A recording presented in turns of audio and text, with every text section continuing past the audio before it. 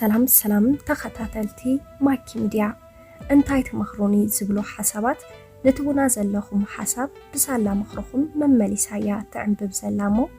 ንሕና ብወገና ክትቅጽልዎ ኢና ንላቦ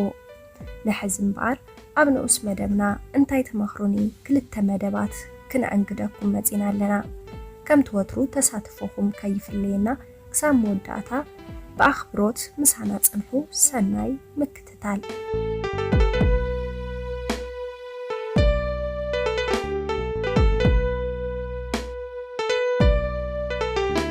ቅድሚ ሓደ ዓመት እዩ ሓንቲ ብፌስቡክ ዝተፋለጥክዋ ምቁር ዕላላት ከፊትና ወጋሕቲ በለይቲ ኣዕለልና ቀልጢፍና ስለተራዳዳና ኸዓ ሕሉፍ ዛንታና ተይተረፈ ኣብ ሓፂር ግዜ ኣዕሊልና ልብነ ልቢ ተዋሃሃድና ልክዕ ከም ናይ ነዊሕ እዋን መሓዙት ኮይና ከዓ ጽቡቅ ቀጸልና ኣብ ዝቕጽል ዕላልና ድማ ኣብ ኣሜሪካ ከም ዘላን ወረቐት ምስ ሓዘት ከም ትበጽሐንን ቃልኣተወትለይ በዚ ዝሟሞቐ ርክብና ድማ ናብ ካሊእ ነገራት ክስዕርር ጀመረ ብናይ ሕሉፍ ስጋዊ ርክብ ተመክሮና ዝጀመረ ቪድዮ ክንደዋወል ስለ ዝጀመርና ንሳ ነፍሳ እንዳደራረዘት ማዕረኽ እንደይንጾታው ርክብ ከም ትበህገኒ ክትገልጸለይ ጀመረት ትሩንጊ ዝመስል ኣጥዋታን ኩዕሾ ዝመስል መቐመጫን ስለትውንን ከዓ ነቲ ተግባር ብምሉእ ልበይ ደግፈዮ መዓልታዊ ከዓ ከምኡ ክንገብር ኣተባባዕኽዋ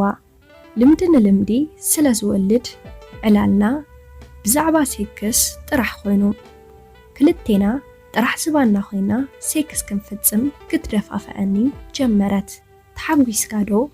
ከመይ ይስምዓካሎ ቀሰቢልካዮ ይሕምመነሎ እንዳበለት ከዓ በትምኡስ ቃንዓ ኣብ ዘይፈልጦ ሕልማዊ ዓለም ኣእትወትኒ በቲ ቅርጻን በትንፍጽሞ ዝነበርና ናብ ዝኾነ ጥዑም ዝኾነ ቦታ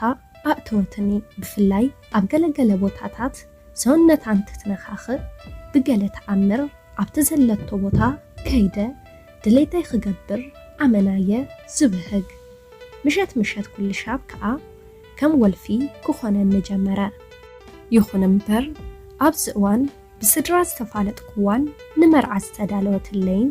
ጓል ኣንስተይቲ ኣለትኒ ግና ነዚ ኣነ ኣይተረዳእኽዎን በዚ ምኽንያት ከዓ ናይ ቴሌፎን ሴክስ ክነቋርጽ ምዃንና ነታ ኣብ ዓዲ ኣሜሪካ ንዘላ ብቪድዮ ኮል ነታ ንደዋወል ሓቢረያ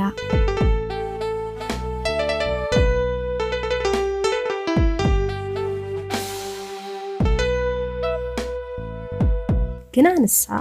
ናይ ቪድዮ ኮል ሴክስ ወልፊ ከም ዝኾናን ከም ዘይተቋርጾን ገለጸትለይ ግዳ ሓቅስ ኣነ እውን ካብቲ ወልፊ ክገላገል ኣይከኣልኩን ንሳ ትብል ዘላኻ ዋላ ምስ ተመርዓኻ ብሕቡእ ክንፍጽሞ ከም ንኽእል ጸገም ከም ዘይብሉን እያ ትገልጸለይ ዘላ ፍቕሪ ዝበሃል የብለኝ ግና ከም ዋዛ ዝጀመረ ናይ ቪድዮ ኮል ሴክስ ክገድፎ ኣመና ዓብኒ ትብለኒ ሓቂ እንተኾይኑስ ኣነ እውን ከም ኣየ ንዓኣ ዝኾነ ፍቕሪ የብለይን ግና ኣይፈልጥን መዓልታዊ ተደዋዊልና ርክብ ቪድዮ ኮል እንተዘይፈጺምና ሕጉስ ኣይከውንን በዚ ነገር እንታይ ሓሰብናዮ ተወሊፍና በጃኹም ክንገብሮ ዘለና ኣማኸሩና እንተ ኣነ ግን ነዚ ነገር ከቋርጾ ኣመናዩ ከቢዱኒ ዘሎ ነገር ግን ከቋርጾ ድሌተለኒ ዋላ ንሳ እንተኾነት ኣብ ልዕለይ ፍቕሪ ከም ዘይብላ ተዛሪባትኒ እያ ይኹን ዳ እምበር በቲ ቪድዮ ኮል ንፍጽሞ ዝነበርና ተወሊፋ ከም ዝኾነት ብተደጋጋሚ ትዛረበኒ ኣነ እውን ከም ኣየ ነዚ ነገር ብኸመይ ከም ንገድፎ ኣይፈልጥን ነታ መርዓት ተዳለወትለይ ክገድፋዶ ካብኡ ምዛሕዚ ዝኒኤኽዋ ብቪድዮ ኮል ኩሉ ሻብ በዚ መልክዕ ክዕልላ ወይ ድማ ነቲኣ ሓዲገ ነታ ስድረይ ዘምጹለይ ሓዳር ክምስረተላ ግን ሓዳር ዋላ እንተመስረት ኩላ ምስኣ ክቕጽል ኣይክእልን ኣነ ዝተወለፍኩ ምዛ ኣብ ዓዲ ኣሜሪካ ዘላ ብቪድዮ ኮል ርክብ ምፍጻም እዩ በጃኹም ክገብሮ ዘለኒ ኣማኸሩኒ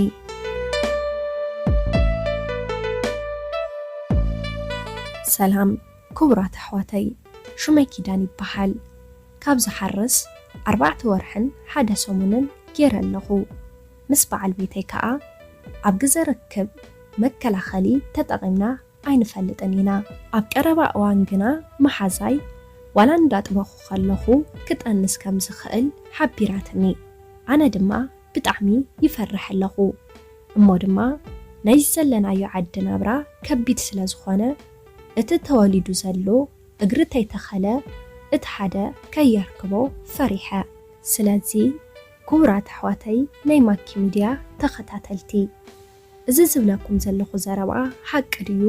ካባኹም ከረጋግጽ ይደሊ ኣለኹ ንምዃኑ ጡኽ ሳብ ክንደዩ ጥንሲ ናይ ምክልኻል ዓቕሚ ዘለዎ ሓሳብኩም ኣካፍሉኒ ካብ ሓፍትኹም ኪዳን ዝኸበርኩም ተኸታተልትና ንሎሚ ዘቕረብናልኩም ትሕዝቶ ከምቲ ዝሰማዕኹሞ እዩ ነይሩ በዚ መደብና ዓጊብኩም ክትኾኑ እናተመነና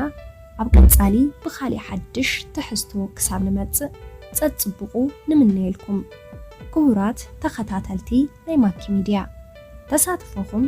ኣብ መደብና እዚ ስለ ዝኾነ ርኢቶኹም መዓረምታን ነቐፌታን ኣብ ምሃብ ኣይተሕመቑ ከምኡውን ክቐርብ ኣለዎ ኣብዚ ቻናል ትብልዎ መደባት ንኽነቕርበልኩም ወትሩ ድልዋት ኢና ሓሳብኩም ክትገድፉ ትኽእል ኢኹም ሰላምን ጥዕናን ራህዋን ንኹለኹም ኣብ ቀጻሊ ዛንታ ክሳብ ንራኸብ ሰሰናዩ ንዓኹም ቻው